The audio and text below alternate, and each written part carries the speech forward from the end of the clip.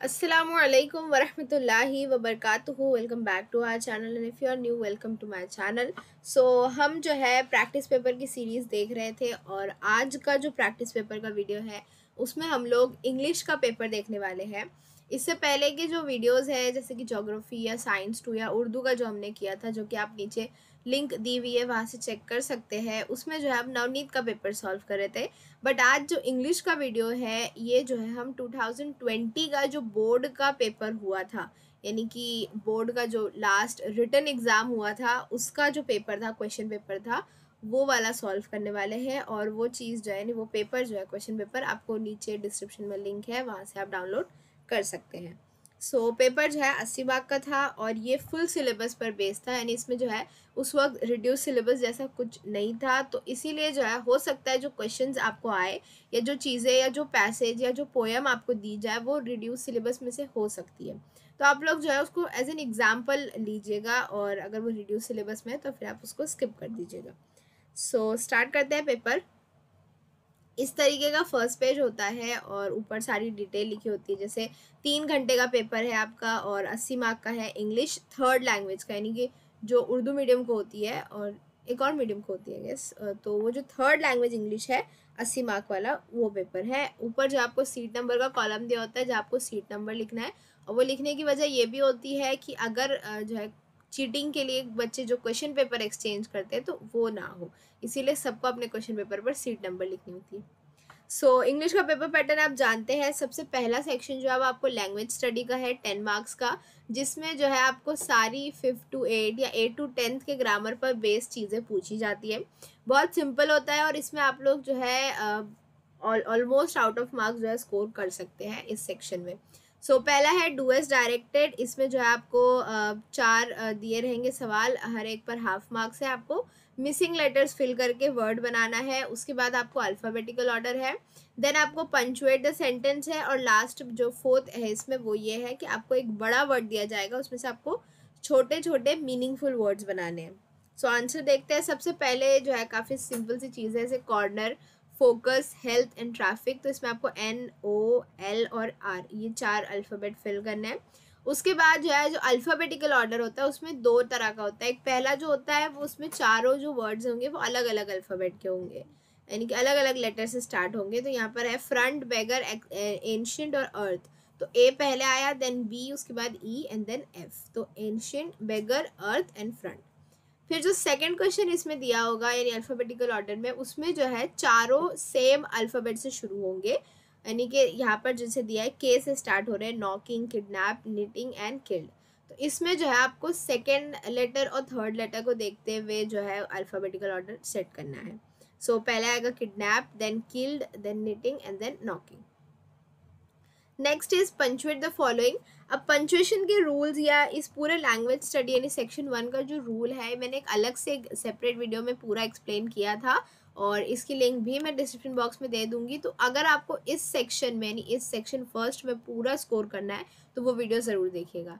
Mostly जो है punctuation में क्या होता है, कैपिटल लेटर देखा जाता है।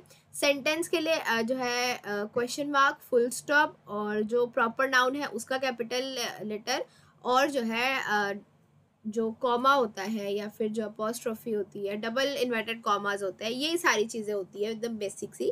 तो जब भी आपको सेंटेंस दिया जाए सबसे पहले फर्स्ट लेटर कैपिटल होगा, तो शी का एस कैपिटल हो गया। She smiled a beggar changed my life.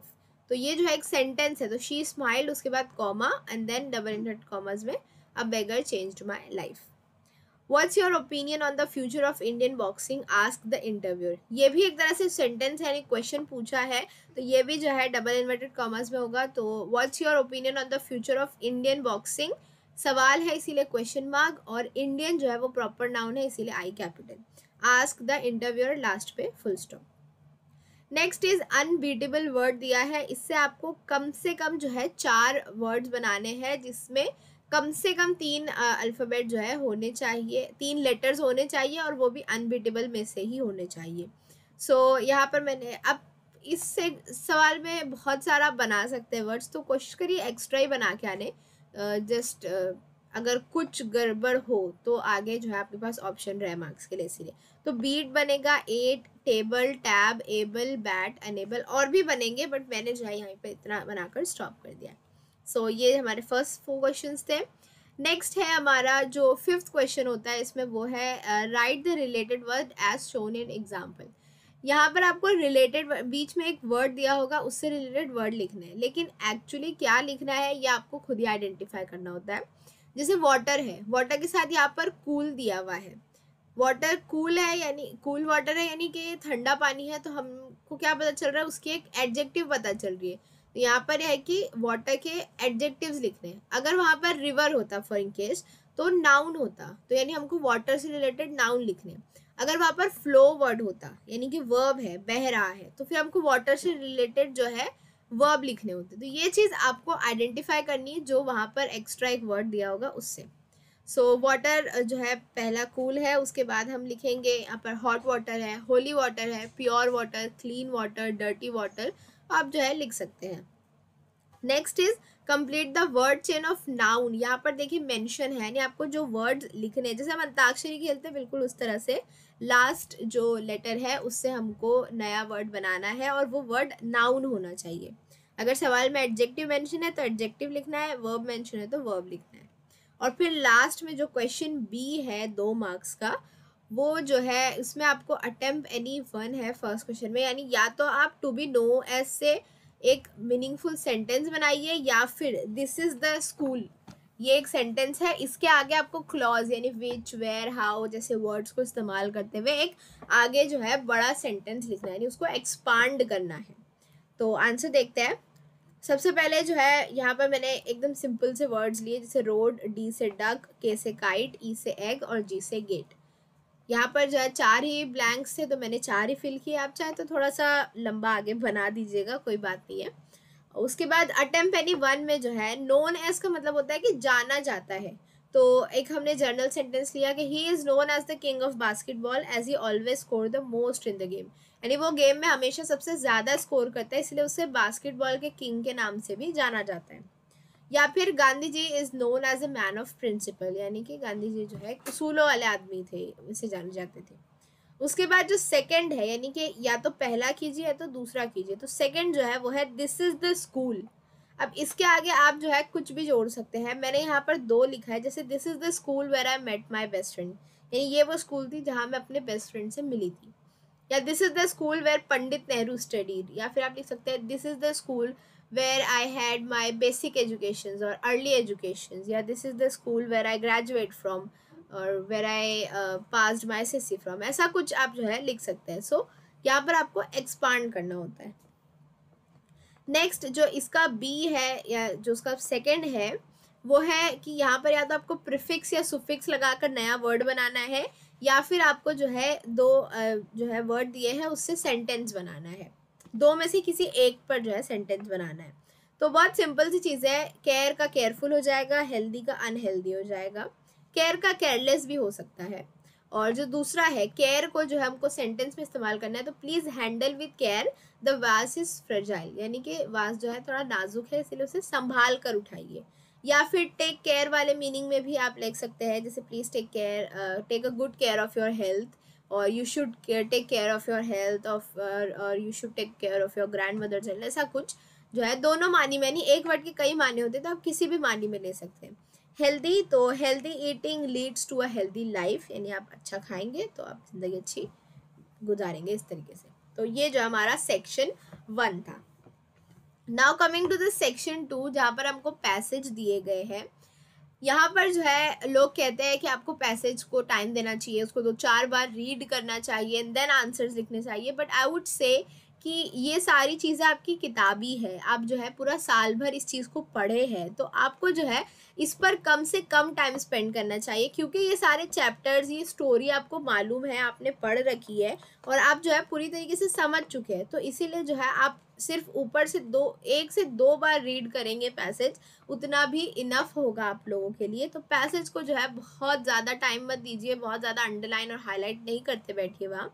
Passage को जो है एक रैंडम रीडिंग एक नज़र में देखिए, उसके बाद जब आंसर्स ढूंढते हैं उस वक्त एक जो है अच्छी रीडिंग दीजिए उसके, और इतना इनफ होगा। तो ये वाला जो पैसेज है ये 3.2 a lesson in life from a beggar का पेज नंबर 95 और 96 पर ये पैसेज दिया गया है। However what I saw from window surprised me, यानी जब वो देखती है कि वो खिड़की से देखती है वो बेगर और वो बच्ची जो है पूरे भीगे हुए हैं फिर भी इतना खुश है और बिल्कुल जो है खुशी मना रहे, तब उसको जो वो रियलाइजेशन होता है वो वाला पैसेज यहाँ आपको दिया गया है। Now let's go to the question section। तो यहाँ पर जो है टेक्सचुअल पैसेज है, 2 पैसेज दिए जाएंगे, 10-10 मार्क के हर पैसेज है और दोनों जो है टेक्सचुअल होगा। तो पहला जो ये वाला है इसमें आपको पहले जो है ट्रू और फॉल्स लिखना है। ट्रू और फॉल्स आपको स्टेटमेंट दिए हैं, आपको पैसेज रीड करना है और स्टेटमेंट ट्रू है या फॉल्स वो बताना है। उसके बाद है following sentence as per their sequence occurred in the passage. Occurred in the passage is something important. वहाँ पर क्या कहा गया है कि जिस तरीके से पैसेज में इस चीज़ें बताई गई है वैसे आप लिखिए। तो ये जो है आपको चारों स्टेटमेंट आप पढ़ेंगे, उसके बाद आप जब पैसेज पढ़ेंगे तो जो सेंटेंस पहले आता जाएगा वो पहले, फिर उसके बाद जो आएगा वो सेकंड, फिर थर्ड, फिर फोर्थ, इस तरीके से मार्क करना है, देन लिख लेना है। सो यहाँ पर जो है क्वेश्चन 2A का A1 जो है, आप मैंने जिस तरीके से लिखा आप उस तरीके से लिख सकते हैं। यानी आप पहले जो है मार्जिन के पास क्वेश्चन 2A हेडिंग डाल दी, उसके बाद A1 और उसके आगे आंसर करके ऐसे लिखे कॉलन लगा के। यहाँ पर ट्रू फॉल्स के लिए मैं स्टेटमेंट नहीं उतार रही हूँ क्योंकि थोड़ा सा जगह का भी इशू था, बट आई वुड सजेस्ट कि आप इस बारे में अपनी टीचर से पूछिए कि ट्रू फॉल्स के लिए क्वेश्चन उतारना चाहिए या नहीं। फिल इन द ब्लैंक्स के लिए उतारना चाहिए, लेकिन ट्रू फॉल्स का I am not so sure कि आपको उतारना चाहिए या नहीं। सो इसके लिए आप अपने टीचर को कंसल्ट करिए। पहला statement, Meena choose beggar as a role model, is true. There was a traffic on the road, it's false. The beggar and the young girl taught Meena how to be happy with life as it was, it is true. And the beggar and the young girl were playing on the terrace, this is false. A2 में जो है सबसे पहले चीज़ जो आई वो थी the beggar and the young girl were playing on the road। उसके बाद the beggar and the young girl were totally drenched and totally happy. Meena felt ashamed of herself and then lastly Meena changed her attitude towards life। तो ये जो है हमारा 2-2 marks हैं, 4 marks जो हमने यहाँ पर कवर कर लिए। Next is match the synonym. यहाँ पर जो है A3 जो आपका वोकैबुलरी सेक्शन होता है, यहाँ पर आपको किसी भी तरह का छोटा सा ग्रामर जैसे अपोजिट वर्ड या वोकैबुलरी सिनोनिम यहाँ पे जैसा दिया गया हम मानी अल्फाज या अपोजिट वर्ड पूछ सकता है या कुछ एडजेक्टिव्स टाइप क्वेश्चंस, या जो ऐसे 1-1, 2-2 मार्क के छोटे छोटे क्वेश्चन होते हैं, वर्ड ग्रामर बेस्ड क्वेश्चन जो होते हैं वैसा कुछ पूछा जा सकता है। देन A4 में आपको ग्रामर है, मेन ग्रामर, और A5 आपका पर्सनल रिस्पॉन्स होगा। सो पहले देखते हैं मैच द सिनोनिम में। यहाँ पर जो है पैराडाइज है तो पैराडाइज के लिए मीनिंग होता है हेवन। जेस्ट का मीनिंग एक होता है एंथुजियाज्म। एसेट का मतलब होता है कोई भी वैल्यूएबल थिंग, एंड ड्रेंच मतलब भीगा हुआ यानी कि wet. Then do as directed which is grammar. तो पहला जो है आपको they were totally drenched and happy, यहाँ पर आपको नॉट ओनली बट ऑल्सो लगाना है। तो आप जानते हैं कि नॉट ओनली बट ऑल्सो का जो रूल है वो एंड को रिप्लेस करना है, और जो सेकंड है उसमें आपको प्रेजेंट कंटिन्यूस टेंस में लिखना है। प्रेजेंट कंटिन्यूस टेंस में क्या है कि इज या आर लगना चाहिए और वर्ब के साथ ING लगना चाहिए। तो ये चीज़ जो है इसका आंसर। अब आंसर देखते हैं। They were not only totally drenched but also happy, यानी वो ना सिर्फ पूरी तरह भीगे हुए थे बल्कि बिल्कुल खुश भी थे। तो not only but also ऐसे लगेगा। And then the beggar and the girl, यहाँ पर जो है सवाल में वेयर प्लेइंग है तो वेयर का प्रेजेंट में आर बन जाएगा और प्लेइंग जो है वर्ब के साथ ING लगा है तो वो वैसा ही होगा। तो the beggar and the girl are playing on the road। उसके बाद है who is your role model and why. Now this is something which is about you and your mind, यानी आप किसको लिखना चाहते हैं एज योर रोल मॉडल वो आप पर डिपेंड है। आपको सबसे पहला स्टेटमेंट मेंशन करना है कि माय रोल मॉडल इज जो भी होगा, like my mother, my father, teacher और पर्सनालिटी जो भी है, आपको नाम या पोस्ट जो भी है, मदर फादर है या फिर नाम है, अगर कोई पर्सनालिटी तो उनका नाम मेंशन करना है। तो फर्स्ट स्टेटमेंट आपका ये होगा। देन क्वालिटीज़ में आप जो है बता सकते हैं कि उनमें क्या खूबियाँ है या क्या अच्छी चीज़ें आपको उनमें लगती है या वो कौन है क्या है। जैसे अगर आप कोई पर्सनालिटी लिख रहे हैं, जैसे आप MS धोनी लिख रहे हैं तो यू हैव टू मेंशन कि my role model is MS Dhoni, he is a very famous cricketer and he had a very cool mind and a very calm behavior or calm mindset. So ऐसे जो है qualities आपको 1 से 2 sentence करनी है, and then why you want to be like that, यानी ऐसा क्या है उस पर्सनालिटी में जो आपको जो है ऐसा लगता है कि वो हमारे रोल मॉडल है, या आपने उनसे क्या सीखे, ऐसा एक सेंटेंस होना चाहिए, 1 या 2 सेंटेंस। तो ऐसे जो है आपका ये वाला आंसर बनेगा। मैंने आंसर यहाँ इसीलिए नहीं दिया क्योंकि ये टोटली डिपेंड करता है पर्सन टू पर्सन, ये आंसर चेंज हो सकता है कि आपका रोल मॉडल कौन है। So will move to the next passage. Next passage जो है हमारा 1.4 बी स्मार्ट, पेज नंबर 23 से लिया गया है, और यहाँ पर जो स्मार्ट का टी है, टाइम बाउंड, उसके बारे में जो पैसेज था वो दिया गया है। सो यहाँ पर चीज़ें बताई गई है, you can stop and read this, and then हम जो है आंसर देखते हैं। क्वेश्चन देखते हैं। पहला है कंप्लीट द सेंटेंसेस, यानी फिल इन द ब्लैंक्स है, हमको सिर्फ जो है स्टेटमेंट देखकर उसको फिल करना है। सेकंड है कंप्लीट द वेब, यानी कि वैल्यू जो है आपको एक दिया हुआ है, valuable that spark of imaginations and encourages us. तो यहाँ पर 4 चीज़ें जो पैसेज में मेंशन है वो आपको लिखनी है। सो पहले फिल इन द ब्लैंक्स देखते हैं। Dash is a walk in the dark, success dash we can't get anything out, if we don't put anything in we can't get anything out. ये सेम स्टेटमेंट आपको जो है passage में मिल जाएगा। Life is something like dash, तो a trumpet dash we know how to go about it, to reduce weight we know how to go about it. Now वेब जो है हमारा, तो valuables that spark of imaginations and encourages are vision, wishes, intentions and dreams. तो ये चीज़ें आपको passage में ही मिल जाएगी। B1 एंड B2 जो पहले 2 क्वेश्चन होते हैं वो मोस्टली पैसेज में मिल जाते हैं। वोकैबुलरी में आपको थोड़ा सा पैसेज से ढूंढना पड़ता है, थोड़ा समझना पड़ता है। Grammar is totally up to your senses, और पर्सनल रिस्पॉन्स तो ऑफ कोर्स आपके बारे में ही होता है। सो यहाँ पर इस बार एंटोनिम्स दिए गए, यानी अपोजिट वर्ड्स दिया है। Wrong, decrease, discourage and light, तो इसका हमको अपोजिट लिखना है। और उसके बाद जो है डू एज डायरेक्टेड में इन्फिनेटिव, इन्फिनेटिव यानी ऐसे वर्ब जो टू से स्टार्ट होते हैं, जैसे यहाँ पर टू ब्रिंग है वो। The next step should support and hold us without a crack, इसमें जो हमको क्वेश्चन टैग लगाना है, लगाना भी नहीं है, चूज करना है 3 ऑप्शन में से। और लास्टली हमारा पर्सनल रिस्पॉन्स है।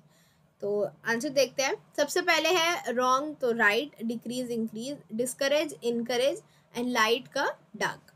We need to bring life images, infinite को अंडरलाइन करना था तो टू ब्रिंग को हमने अंडरलाइन किया।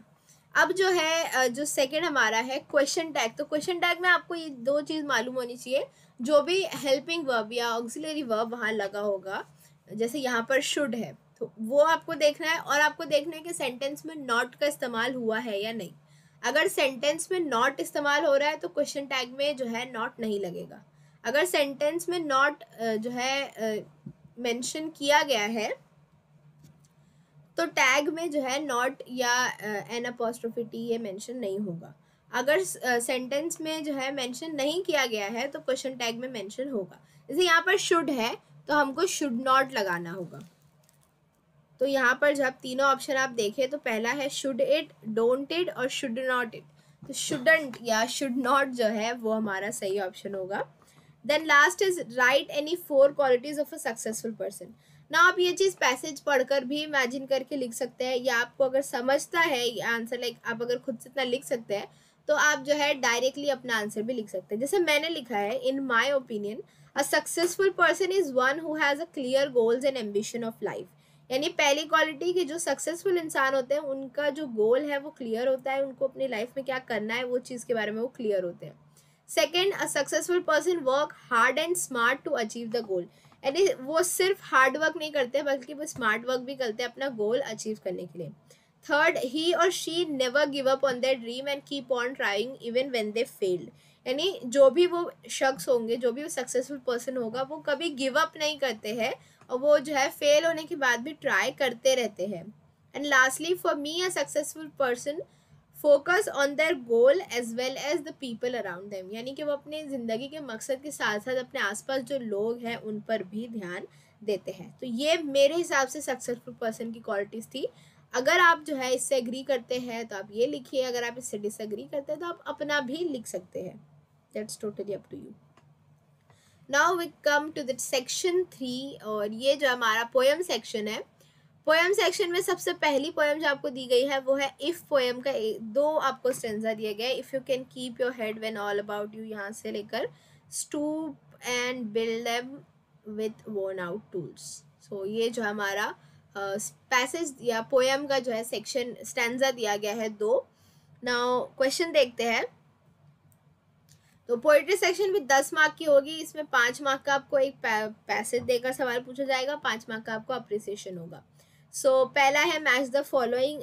इसमें जो है जैसे मीनिंग है पोएम में वैसे ही करना है. जैसे we should not get angry और we should consider, we should treat to impostor, we should trust ourselves. इसमें जो है क्या करना है वो पोएम को कंपेयर करते हुए. देन सेकंड जो है right any 4 advices that poet has given in stanza number 1. तो स्टेंजा नंबर 1 में जो एडवाइसेस है वो लिखनी है. और लास्ट में यहाँ जो है राइमिंग वर्ड के पेयर दिए हैं, इसमें आपको एक और वर्ड जो अपने से ऐड करना है. सो आंसर देखते हैं. सबसे पहले we should not get angry when other blames us. We should consider views and thoughts of other. We should treat to impostor just the same and we should trust ourselves when other doubt us. Next जो है तो पहले जो section है, पहला जो stanza है वहां से हमको एडवाइस मिलती है that we should not get angry when other blames us. We should trust ourselves when other doubt us. We should be patient. जो लाइन है that we should keep on waiting. तो we should be patient and if someone hate us we should not let the hate control us. यानी किसी की नफरत हमें काबू ना करे, हमें अपने आप पर काबू होना चाहिए. और लास्टली लाइज वाइज 2 दिया हुआ है. इसके आगे राइमिंग वर्ड आप राइज लिख सकते हैं, डाइस लिख सकते हैं या दूसरा भी आप लिख सकते हैं. Aim, same, name, shame, game, lame, ऐसे जो है सारे वर्ड्स आप ऐड कर सकते हैं, बस राइमिंग होना चाहिए. सो ये जो है हमारा 5 मार्क का पोइट्री सेक्शन हो गया, which was very easy. Next हमारा जो अप्रिसिएशन वाला सेक्शन है, यहाँ पर आपको पोएम दी गई है यू स्टार्ट डाइंग स्लोली. देखिए हेडिंग भी दी गई है, पोएट का नाम भी दिया है, पूरी पोएम भी दी है. तो वैसे मोस्टली दिया ही होता है, लेकिन फिर भी आप जो है टाइटल और पोएम का नाम याद कर ले तो बेहतर होगा फॉर अ सेफ साइड. तो यहाँ पर जो 5 मार्क है उसका डिस्ट्रीब्यूशन भी दिया है. जैसे टाइटल पर हाफ मार्क है, नेम ऑफ द पोएट पर हाफ मार्क, राइम स्कीम पर 1 मार्क्स है, फिगर ऑफ स्पीच कोई एक ही बतानी है उस पर 1 मार्क्स है, और जो थीम और सेंट्रल आइडिया है उस पर 2 मार्क्स है. तो हम जो है अब चलते हैं अप्रिसिएशन की तरफ. सो अप्रिसिएशन हमारा होगा इस तरीके से. Title, the title of the poem is you start dying slowly. The poem is written by Pablo Neruda और यू कैन राइट इट कि the poet of this poem is Pablo Neruda. I hope I pronounce it right. Rhyme scheme, तो rhyme scheme जो है अगर आप देखें back to the poem, यहाँ पर जो है जनरली राइम स्कीम जो है हमेशा लास्ट जो वर्ड है उसकी राइमिंग उससे लिखी जाती है. लेकिन अगर आप यहाँ देखें तो आपको हार्डली कोई वर्ड जो है राइम करता हुआ मिलेगा. जैसे travel, read, life, your self, slowly, इसमें कोई भी राइमिंग वर्ड नहीं है. यानी कि ये पोएम जो है एक फ्री वर्ड्स लिखी गई है, यानी इसमें जो है कोई भी राइमिंग स्कीम नहीं है. So the poem is free from rhyme scheme, it's a free words poem. Then figure of speech आपको कोई एक ही लिखनी है. मैंने आपको यहाँ 2 बताई है, और भी जो है निकल सकती है पोएम में से. मैंने यहाँ 2 मेंशन की है. पहली है यू स्टार्ट डाइंग स्लोली. इसमें रेपिटेशन है, ये जो लाइन है ये पूरी पोएम में 4 बार रिपीट हुई है. और if you do not reach what is safe the uncertain, ये जो है एंटीथेसिस है. यहाँ पर risk and safe are the opposite words. Let's check to the poem. Sorry वहाँ पर टाइपो था. यहाँ पर जो है ये लाइन है if you do not risk what is safe for the uncertain. तो रिस्क और जो सेफ है ये 2 वर्ड जो है वो let me show you, risk and safe, ये जो 2 वर्ड है ये एक दूसरे के अपोजिट है. तो ये जो है एंटीथेसिस होगा. एंटीथेसिस यानी कि ऐसे लाइंस जिसमें अपोजिट वर्ड्स जो है आए हों. तो if you do not reach नहीं, यहाँ पर जो है please correct this. What is safe, risk, what is safe, the uncertain. तो ये एंटीथेसिस है, risk and safe are the opposite words. Theme जो है, तो ये थीम जो है 2 से 3 लाइन, 2 से 4 लाइन में आपको बतानी होती है. तब उस पोएम में क्या बताया गया है, किसके बारे में बताया गया है, क्या चीज़ें बोली गई है, वो जो है लिखना है. So the poem is full of advices. Poem tell us that we should always try something. यानी पोएम में क्या बोल रहे हैं कि अगर आप ये नहीं करेंगे, ये नहीं करेंगे, ये चीज़ नहीं करेंगे, आप कुछ नया ट्राई नहीं करेंगे तो you will start dying slowly. यानी आप धीरे धीरे जो है मरने लगेंगे, यानी कि बिल्कुल जो है दुनिया से कट के रह जाएंगे, अकेले रह जाएंगे. So poem tell us that we should always try something new. We should not only avoid negative things but also be positive. यानी we should always try to be positive and we should avoid the negative things of the life. We should try to make a distance from the negative things in our life. Poet tell us that enjoy each and every moment of life, trust yourself and love what you do. Do what you love and love what you do. That is something very important that poem tells us. So this was the theme. और मैंने कोशिश की है इसको काफ़ी easy रखने की. बाकी भी पोएम के अप्रिसिएशन में अपलोड कर चुकी हूँ, जो कि आपको प्लेलिस्ट में मिल जाएगा, आप वो देख लीजिएगा. और मैंने कोशिश की कि सारी थीम्स जो है वो इजी रखूँ ताकि आप उसको याद करके पेपर में लिख सके. So you can definitely write this in your paper.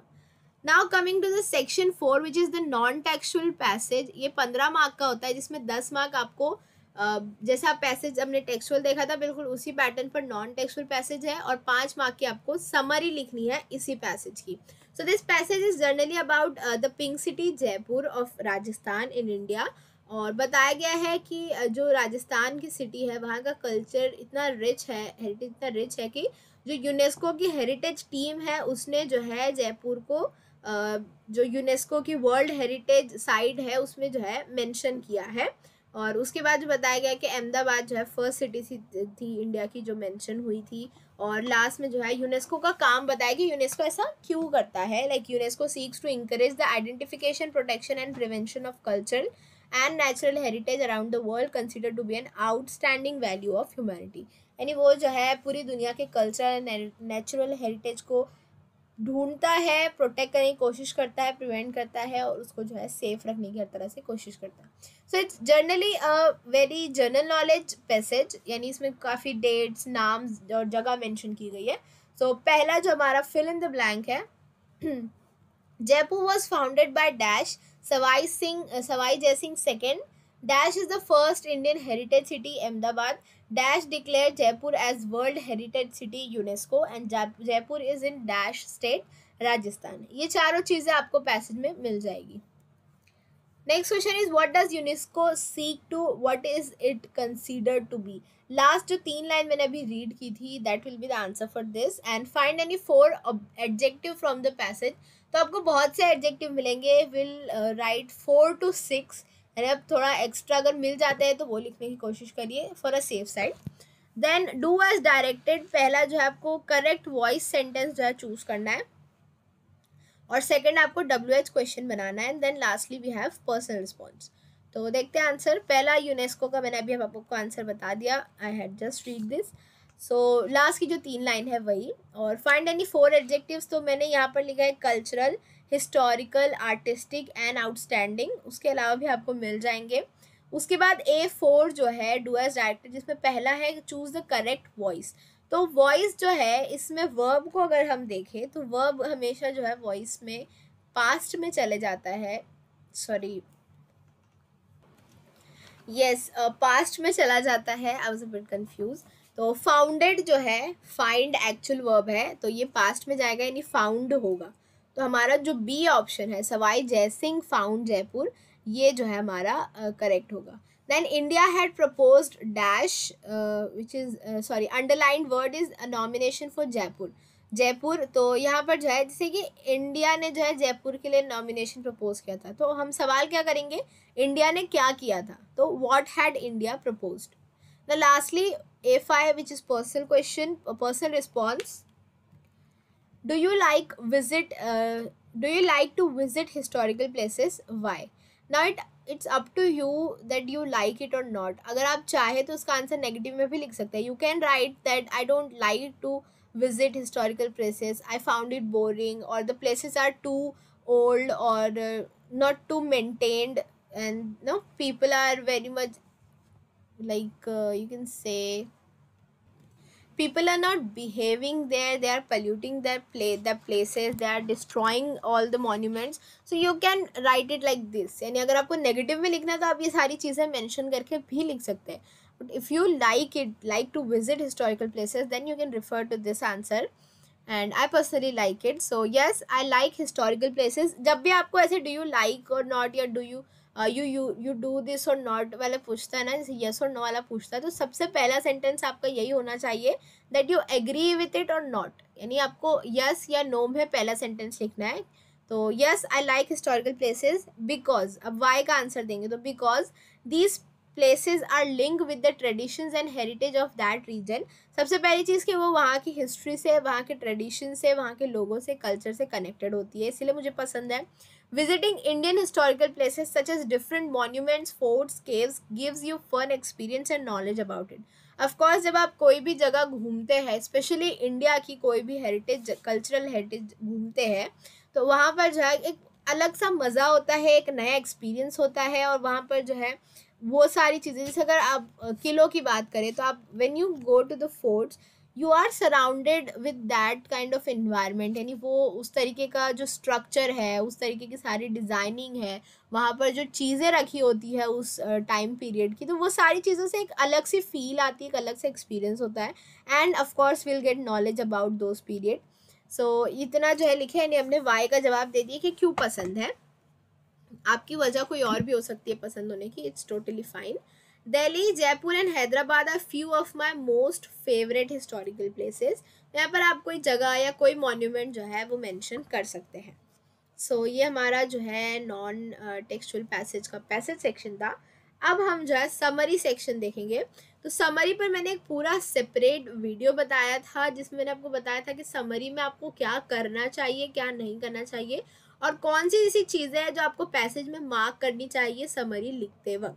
अगर आपने वो नहीं देखा है तो I am telling you, please आप वो वीडियो देखिए. वो वीडियो देखने के बाद, फॉलो करने के बाद 3 से 4.5 मार्क्स तो आपके पक्के, यानी आउट ऑफ जो है राइटिंग स्किल में नहीं दिया जाता है मोस्टली. सो 3 से 4.5 मार्क्स तो आप आराम से उसमें स्कोर कर ही सकते हैं. सो वो वीडियो ज़रूर चेक करेगा. Will move to the summary part. Summary में सबसे पहले जो है हमको एक हेडिंग देनी होती है. आप कोई भी सब्जेक्ट की समरी लिख रहे हो, एक कोई भी लैंग्वेज में लिख रहे हो, आपको सबसे पहले एक हेडिंग डालनी होती है. सो मैंने यहाँ पर द पिंक सिटी जयपुर डाली है. आप सिर्फ जयपुर डाल सकते हैं, या फिर आप यूनेस्कोज वर्ल्ड हेरिटेज सिटी भी डाल सकते हैं, या India second world heritage city भी डाल सकते हैं. It's totally up to you. या अगर आप और क्रिएटिव हो सकते हैं तो आप वैसा भी कुछ लिख सकते हैं. सो इसमें जो है शुरू में बताया गया था कि यूनेस्को ने जो है डिक्लेयर किया था, कौन से दिन, कौन सी जगह पर, कौन से इवेंट में किया था, तो वो हम एकदम शॉर्ट करके लिख देंगे. देख, pink city Jaipur declared as world heritage site by UNESCO at the 43rd session of world heritage committee in Azerbaijan from June 30 to July 10. यहाँ पर हमने डेट, जगह, इवेंट सब कुछ मेंशन कर दिया. फिर जो है जयपुर के बारे में बताया गया था कि वो किसकी तरफ से ढूंढा गया था, कहाँ पर मौजूद है. So Jaipur located in the state of Rajasthan in India was founded in 1727 by Sawai Jai Singh second. 2 sentence थे, हमने मर्ज कर दिया उसको. उसके बाद जो है अहमदाबाद के बारे में था कि वो फर्स्ट सिटी थी. उसके बाद जो सेकंड सिटी जयपुर बनी और वहाँ के कल्चर और मॉन्यूमेंट्स का मेंशन किया गया था. तो Jaipur became the second city of India after Ahmedabad to list in World Heritage Site with adds architectural legacy and vibrant culture. Jaipur has exceptional urban example as well as iconic monument.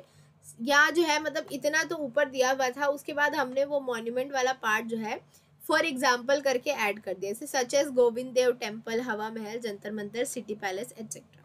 तो इस तरीके से जो है आपको मर्ज करने सेंटेंस को, और उसको जो है कुछ वर्ड ऐसे एज वेल एज है, नॉट ओनली है, या कॉमा है, ऐसी चीज़ों को यूज़ करते हुए इसको ज्वाइन करना है. फिर लास्ट में जो सेंटेंस था हमारा, जो लास्ट 3 लाइन थी, तो उसमें से मैंने सिर्फ स्टार्ट कर लिया है that UNESCO encourage the protection and prevention of heritage around the world. मैंने ये नहीं लिखा है cultural and natural heritages around the world and that is an outstanding act of humanity, बल्कि उसको शॉर्ट किया है that prevention of heritages around the world. बस इतना करके जो है हमारा यहाँ पर समरी ख़त्म हो जाएगी. इस पर आपको 4 से 4.5 मार्क्स आराम से जो है स्कोर कर सकते हैं आप. अगर कोई इंग्लिश का टीचर इस वीडियो को देख रहा है सो प्लीज़ मुझे कमेंट सेक्शन में बताइए कि इसमें जो है आप इसको आप कितना मार्क्स देंगे, and if you found any mistake in this please mention that too. So for now will stop here. Writing skill वाला जो सेक्शन है वो काफ़ी बड़ा भी है और मुझे उसमें से काफ़ी चीज़ें आपको एक्सप्लेन करनी है। सो होपफुली वो वीडियो मैं सैटरडे को अपलोड करूँगी। टिल देन अगर जो है वीडियो अच्छा लगा है तो लाइक करिए, कमेंट करिए if you have any doubt, और सब्सक्राइब करिए अगर अब तक नहीं किया है। Share it with your students and classmate. Thank you very much for watching. Take care. Bye bye.